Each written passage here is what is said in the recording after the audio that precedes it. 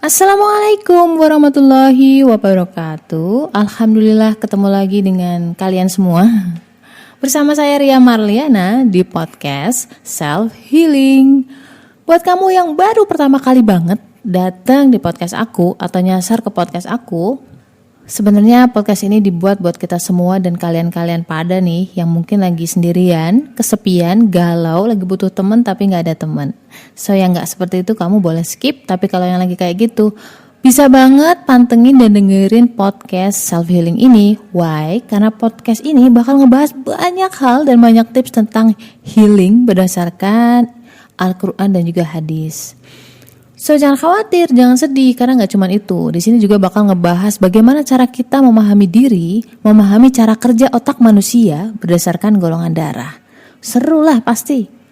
Dan buat kali ini sekedar informasi aja, pagi-pagi tuh agak biru, mendung gitu, semendung hati gue yang baca berita menerenyuhkan gitu.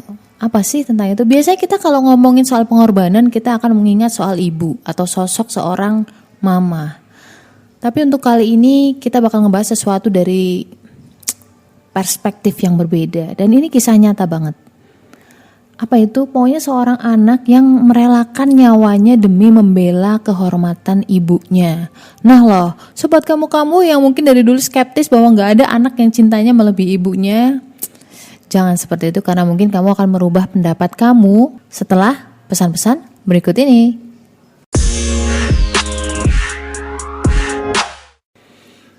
Oke, kembali lagi bareng Ria Marliana di podcast Self Healing, podcastnya kamu yang sekarang lagi kesepian dan lagi sendirian, lagi galau, gegana dan sebagainya. Seperti omongan gue tadi bahwa di episode kali ini agak membiru kelabu. Karena akan ngebahas seorang anak sih lebih tepatnya berusia 10 tahun yang rela mengorbankan nyawanya demi membela kehormatan ibunya.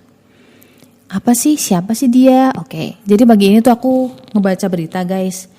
Gue gak sengaja nonton, aku lupa ya kayaknya di Instagram deh. Pokoknya aku baca berita tentang Rangga. Jadi kisah ini berawal dari Aceh Timur. Dan itu kisah nyata baru terjadi kurang lebih 2 hari yang lalu. Pokoknya trending di hari Kamis lah. Berarti berapa tuh? 2 hari yang lalu ya. Benar. Dan ini tuh dia tuh si Rangga ini tuh baru ngomong apa sih bolak-balik. Jadi Rangga ini baru merayakan ulang tahun yang ke-10. Ya. Dan for your information, ayah dan ibu si Rangga ini sudah pisah sejak tahun lalu. Katanya gitu.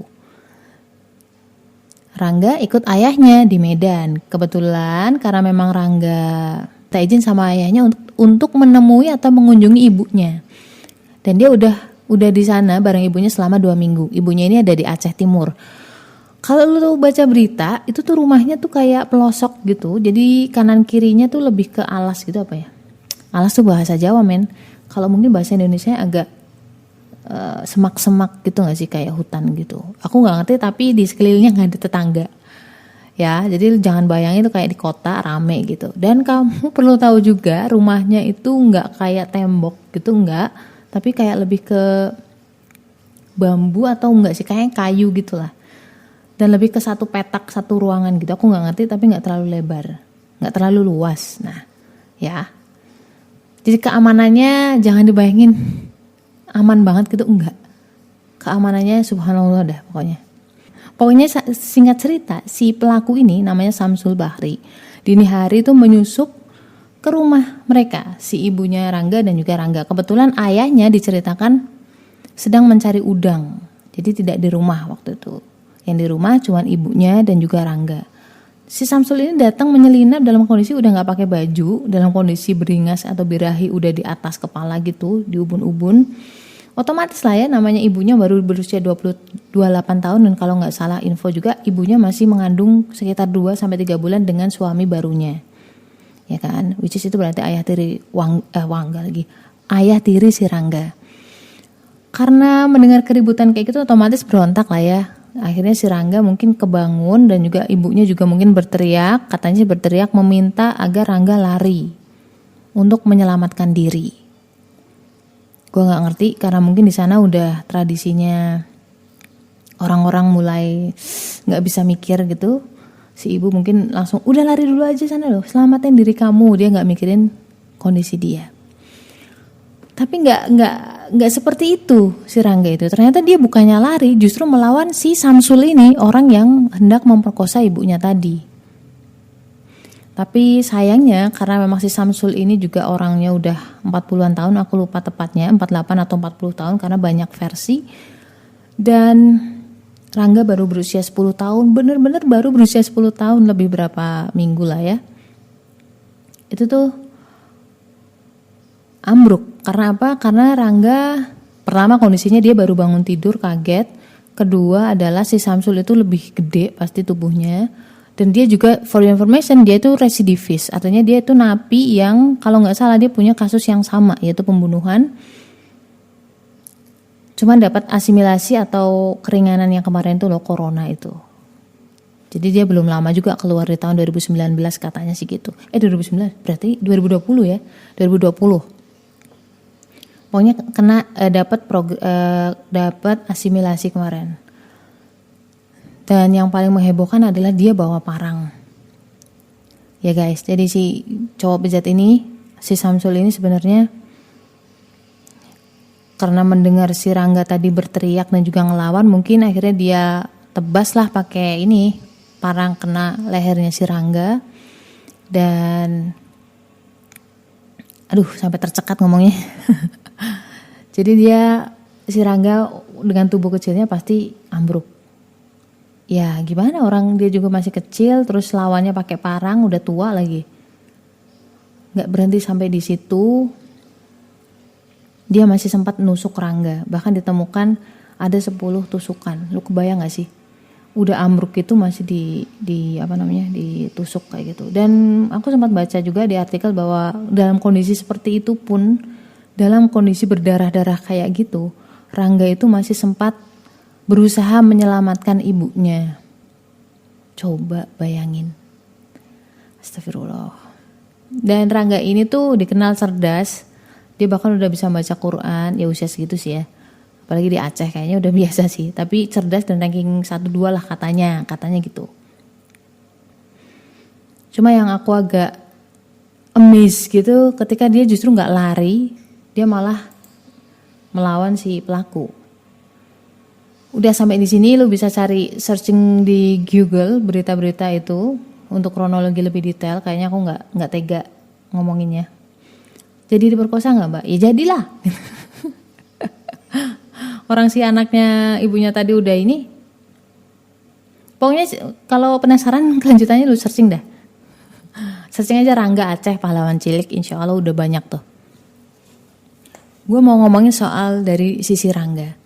Apa yang kita pelajarin dari sosok kecil ini? Karena sebenarnya naluri anak laki-laki gini ya, melindungi. Memang melindungi dia secara fisik, terutama untuk orang yang dia sayangin. Apalagi nih dia itu walaupun ayah ibunya bercerai, tapi dia tidak membenci ibunya. Dia masih sayang sama ibunya, buktinya dia masih mau untuk menemui ibunya, tinggal bersama ibunya.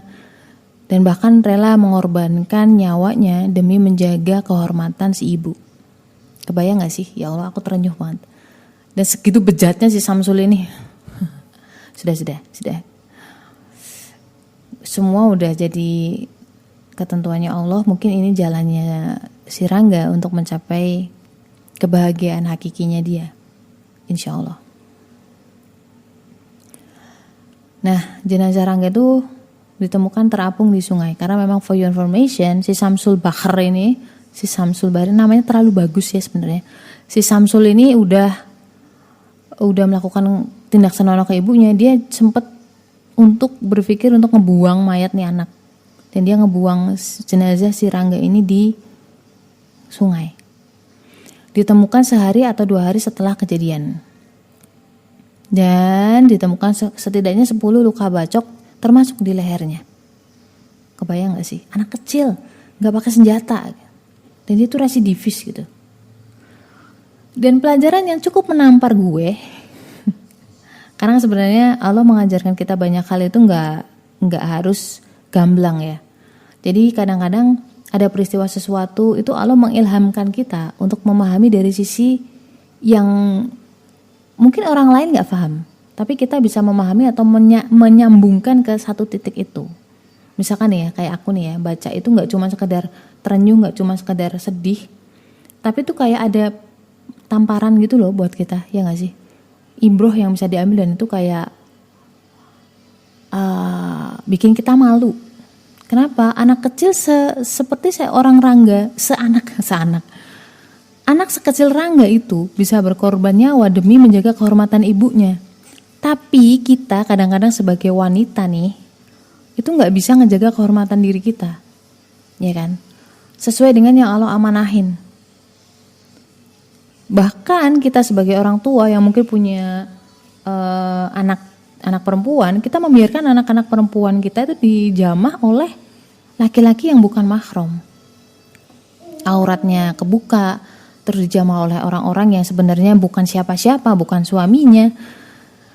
Ya you know lah, kalau kamu laki-laki lu pasti tahu lah otaknya laki-laki kayak apa.